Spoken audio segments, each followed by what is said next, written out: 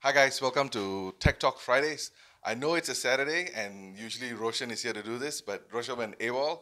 So I'm Ija, I'm the CEO of 3Society, and I'm stepping in Roshan's place to help Karam with today's session. So since the new government, there's been a lot of changes in a lot of top MNCs, right? And in the last week in DNA, I think one of the most interesting ones, or I think one of the most controversial ones, is actually Yasmin stepping down as the CEO of MDEC. So what do you think about that? Or what is your take? Or is there a story that we don't know that you can give us some insight on? So I don't know, Ija, if it's controversial, but of course it's the hottest story of the week. Probably it's going to be the hottest story of the month for us. And looking at analytics is probably going to be one of the hottest stories of the year.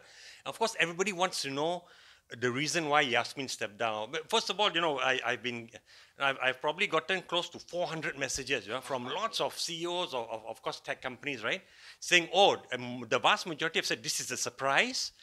And some say it's going to be a loss, and really just a tiny splinter. Really, I can't even count five who said, oh, they can bring in somebody better. And that's interesting because I think a lot of people would say that Yasmin has been the best CEO that MDEC has ever had, and I also would say that.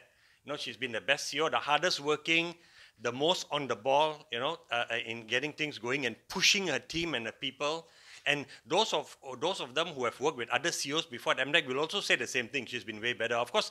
And then also she made some changes, didn't renew contracts of some people because she wanted better performing people. Of course, those who leave are not happy, right? But all in, it's been overwhelmingly positive reaction to her, in terms of her CEO. Okay. And the new CEO coming in is going to have huge shoes to fill, probably bigger than your size 16 shoes, yeah, I'm only size 12. And he or she, okay, I know that it's going to be a he, all right, who's Okay. the person who's going to come in, and You know the it's person already. I don't know who the person is, but apparently it's somebody that the ecosystem knows. Okay. And whoever this person is, when they come in, they're going to have to hit the ground sprinting, not even running, because Vision 2020 is 2 years down the road. And I think maybe the leadership of the country wanted, a new captain pushing MDEC and pushing Malaysia's digital economy ambitions. And I think, the person coming in will have huge expectations and pressure on him, right? And I've got an article coming out on Monday with some industry leaders sharing their thoughts on what they expect of the new incoming CEO too. So, do you think this is just a political changing of the guards? It's routine and not really linked to any issues per se? No, no, I know when you talk about issues, right? People think because there was investigation done on ADEX, but she was cleared, and not just she, ADEX was cleared at the. I think MACC came in and they cleared her, and there was an internal investigation that also cleared her. So there was nothing, no hanky panky going on there. All right, and to her credit, she didn't allow that. When she came back, also she took voluntary leave or she went on leave. She came back and she just hit the ground running, and the team, the support she got from her team was very telling. It's very interesting because if you leave and then people are not happy with you, they'll snipe and backbite about you. No, her team was very united behind her, and now they're all anxiously waiting for a new CEO to come in, and he cannot come in very late because the interesting thing is that Yasmin set all the plans in motion for next year's execution, right? So a new CEO coming in cannot now suddenly say that I'm going to change everything because I think this is important, because you've only got till end of 2020 for Vision 2020, right? That's 2 full years. A new CEO coming in cannot set, cannot set, in my opinion, a drastic new direction.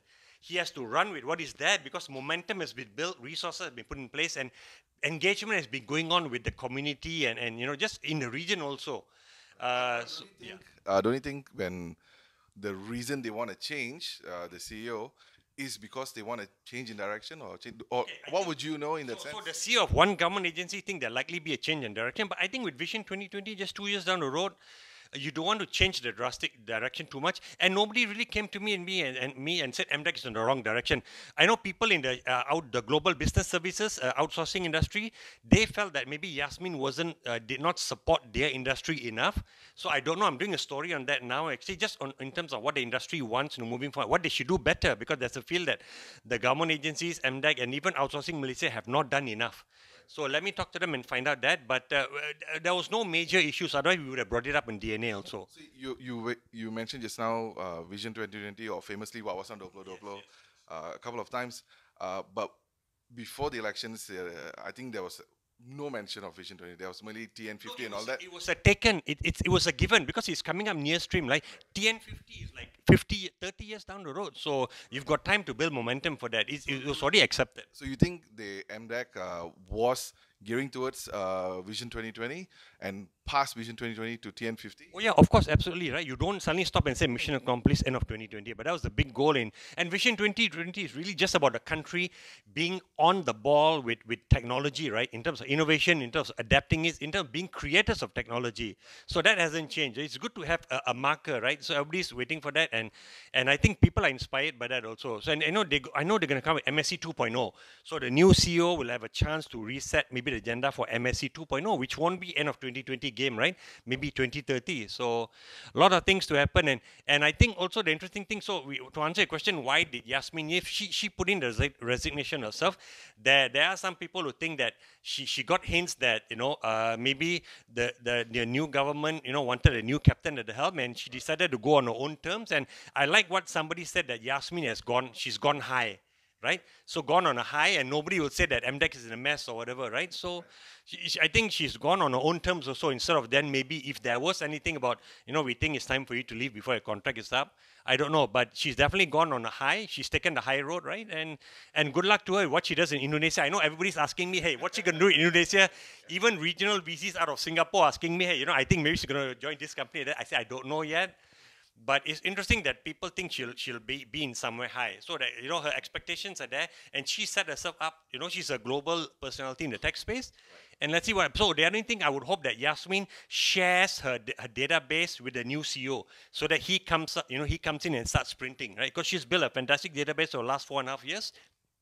She needs to share that with him. These are the movers in this country, and these are the connections here, and this is how they think of Malaysia, and this is what you need to change or be aware of, right? Maybe not change, but be aware of. So, because she's got a lot of now institutional memory and a network, right, that she needs to share with a new person. Really interesting. Do you think they might retain her as an advisor or some kind of? It's up to the new CEO coming in, maybe informally. She advises him for a 6-month period, right? And not so much handover, because he's going to come in she's leaving, I think, on the 15th of January or 14th of January. But the new person will have to come in sprinting, and I think if he's smart, he'll ask Yasmin for help, on a casual, informal basis. And I know Dato' Balisham, after he left also, is available for Yasmin to tap. And that's how it should be, because, MDEC is such a critical agency in terms of Malaysia achieving its digital economy ambitions. Absolutely. Oh, let's hope for that. I will look forward to it. Okay, and then I'll look forward to DNA. I'll do a story on Monday. I don't know what time on Monday we'll come out a story on, what industry I expect of her. But you guys have a good weekend. And Roshan, wherever you are, hope you're safe, because I don't know where he is. Save me, and save my weekends too. Yeah, thanks for letting us use your house, man.